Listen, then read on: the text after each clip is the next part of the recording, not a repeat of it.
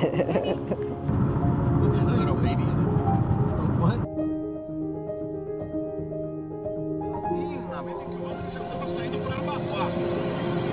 So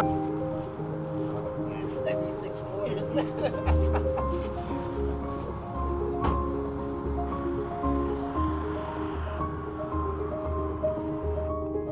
How often do you usually post?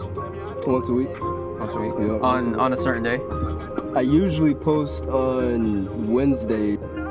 English YouTube channel about flamenco, like right there.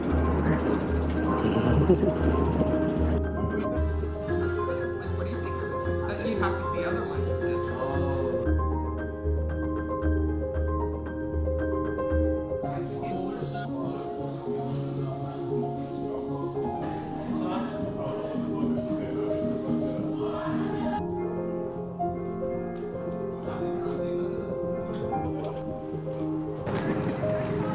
I think it's coming up over here.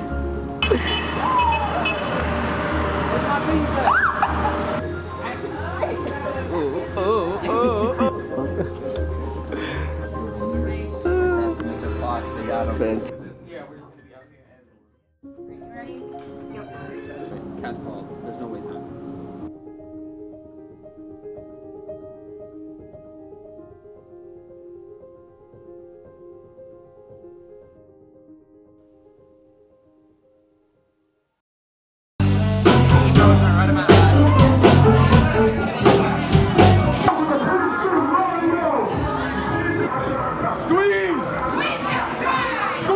Hold that motherfucker!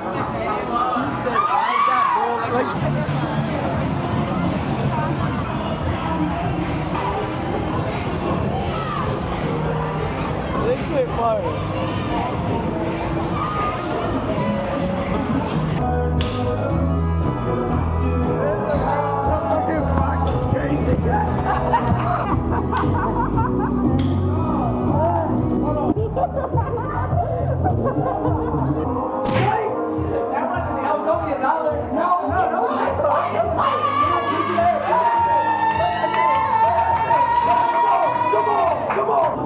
I don't have to be white? If you touch it, you play it. Okay. What's up? Got a boat. You think you got 3 suitors, yo? That's Terry himself. Put it in reverse, Ted! It's a Disney. Fuck you. Are we in the car here?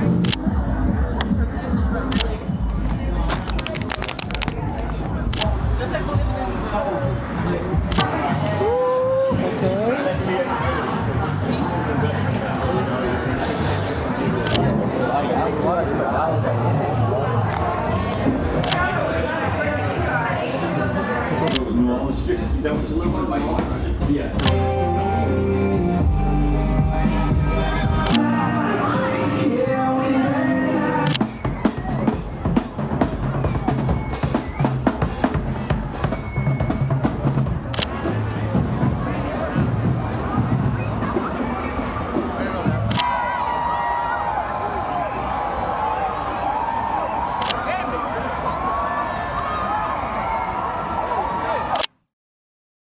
What's up, everybody? Welcome back to the channel. For those of you spinning the block, for those of you who are new, welcome to the channel. My name is Paul. The camera's about to sit there and I'm just about to talk about my New Orleans experience while I do stuff. So basically, y'all chilling in here with me. First and foremost, as y'all can see from the first part of it, wow. As y'all can see from the start of the video, I went to New Orleans with four of the homies. First and foremost, the food in New Orleans. I think I had the second best dish I've had in my life in New Orleans, and it was a catfish and crawfish etouffee, or I think they called it a comet. I could be completely wrong. I know I'm completely wrong. It started with a C, but it was similar to etouffee. Etouffee is like a roux with rice, and then you put whatever fish or meat of your choice. I chose catfish, but it also came with crawfish. That was in Shreveport. When I got to New Orleans, I still had good food, but the best food I had was in Shreveport. And then I had a big net, which is a beignet. I call it a big net because that's what it looks like visually. It's like a little square pastry like that with a mountain of powdered sugar that you don't eat, obviously, unless you're a psychopath. But it was one of the best pastries I've ever had in my life. It was very simple, but it was so fire. It was so fire. That was all in Shreveport. So the next day, we pack up and go 5 hours down to New Orleans. In the States, outside of Vegas, New Orleans is the most unique city I've been to. The culture, the food, the history is insane. You walk around the city, you can feel some, I don't know if it's good or bad, but you can genuinely feel some parts of the city. Like the energy shifts. Like, I don't know. It was just so different. But I'm gonna tell y'all a story. And I just told my friend this last night. We were walking home. This is the last night. We were walking home.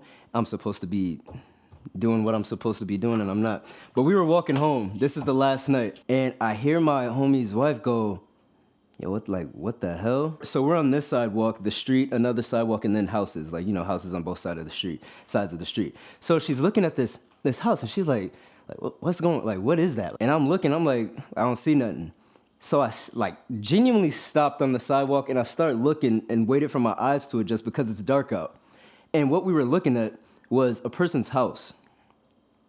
And they had their door open, but they had their screen door closed. The screen door was black with the door inside open. There was a human being sitting, the best posture I've ever seen in my life. A human being sitting right in front of the screen door, but inside. They were inside their house, screen door closed, house door open, sitting right at the door.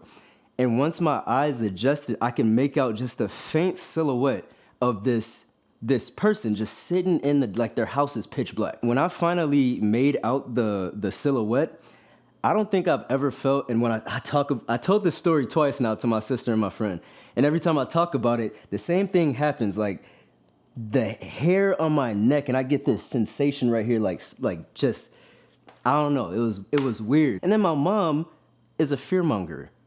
World-class fearmonger. She doesn't do it on purpose, but she sends me, when I'm down there, this TikTok of how the culture is with spirituality down there. And she sent me that after I experienced whatever I experienced. And I'm not gonna say I believe in that stuff, but I don't not believe in it. I don't have enough proof to say it's true, and I don't have enough proof to say it's not true. So I'm right there in the middle.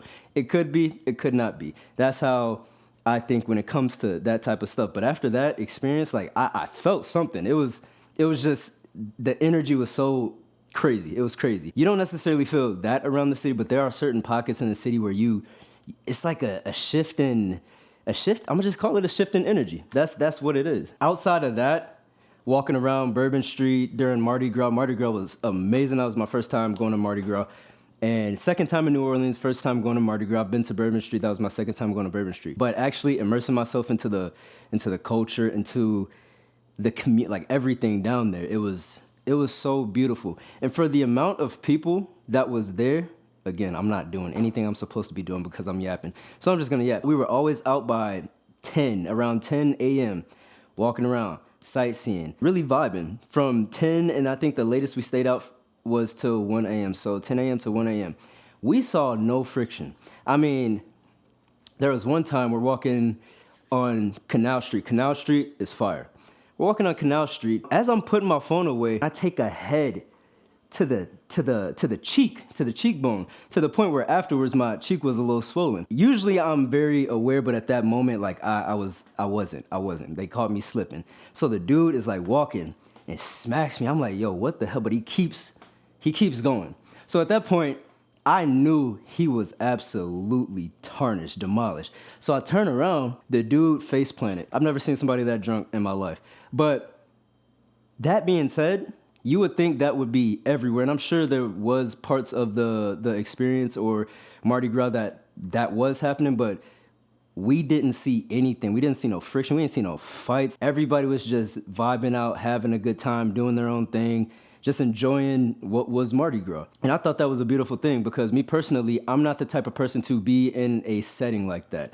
Big crowds, I can do it for a little bit, but it's not my scene, and it's overstimulating. There's too much going on. For me to be out there and enjoying it like that, Sunday, Monday, Tuesday. So for 3 days, I was in the mix for 3 days.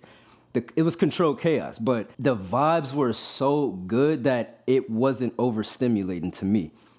Somebody who gets overstimulated in settings like that. When you have that many people in one area, something's bound to happen, but we didn't experience that. So we were doing something right, I guess. Also, the duality of it. You're in the French Quarters, where Mardi Gras happened in Bourbon Street. I think Canal is considered French Quarters, or maybe that's like the crossing point to exit the French Quarters. But you have the French Quarters with all this stuff happening. And then you cross over Canal Street, and then you have the downtown area, which is nothing like the French Quarters. It's just a completely different vibe. It's a completely different atmosphere, but it's still nice. It's still like an elevated experience.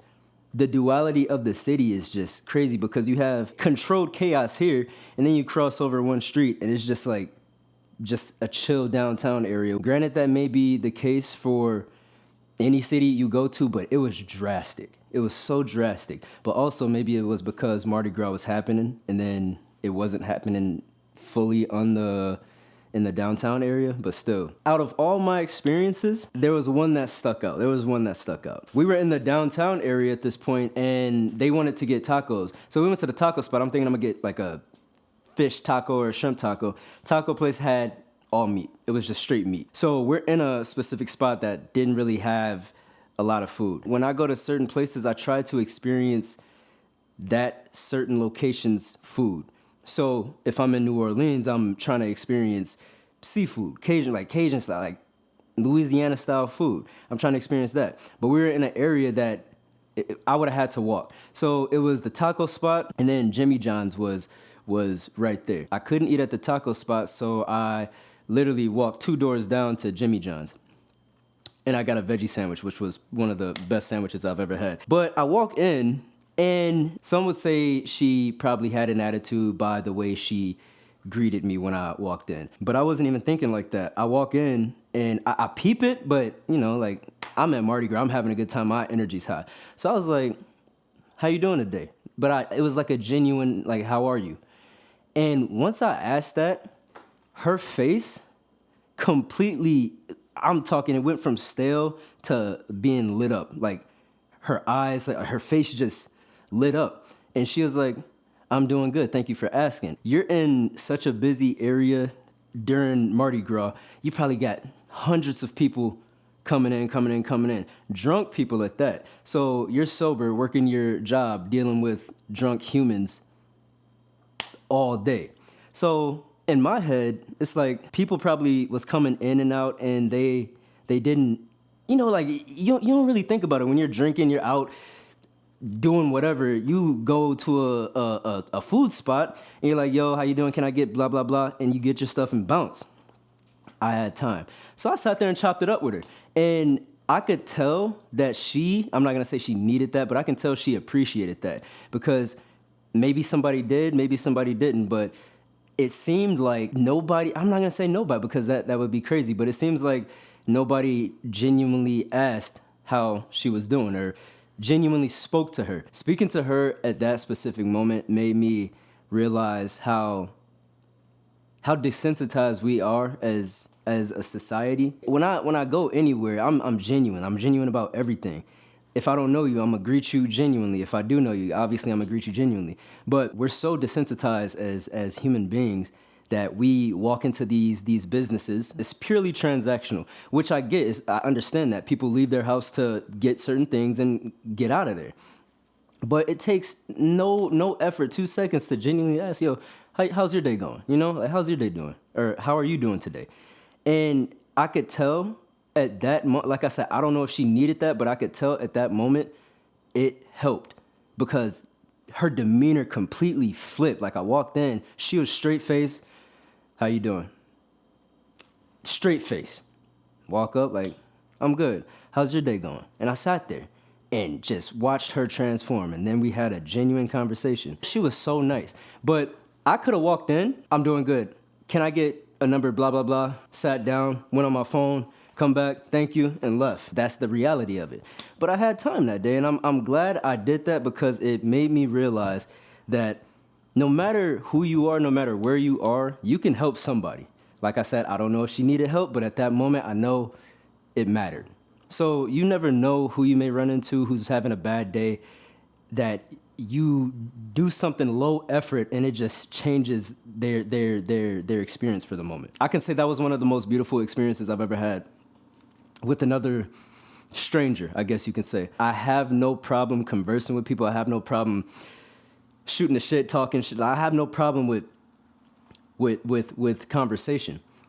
It's just I don't go out of my way to have it. But I'm glad I did that time because like I said, I could have easily been like, I'm good, thank you. Can I get a number 6? You know, but I didn't, and I'm glad I didn't because I saw that it mattered to her and that shit mattered to me too. So in turn, if I did help her, she helped me. And she was so nice. She was so nice. I actually had a voiceover that I was gonna do, not explaining, but talking about what I just explained to y'all. But I was like, nah, I wanna actually speak on this story. That's it. That's all I got for y'all today. I hope y'all enjoyed the video. And like I said, if you haven't been to New Orleans and you have the means, the resources to get there and experience it, not even for Mardi Gras, just experience New Orleans. If you can, do it. But that's all I got for y'all today. Y'all take care of yourselves, take care of each other. Call somebody, tell them you love them. Be easy, not too easy, and work smart, not hard. Is more efficient.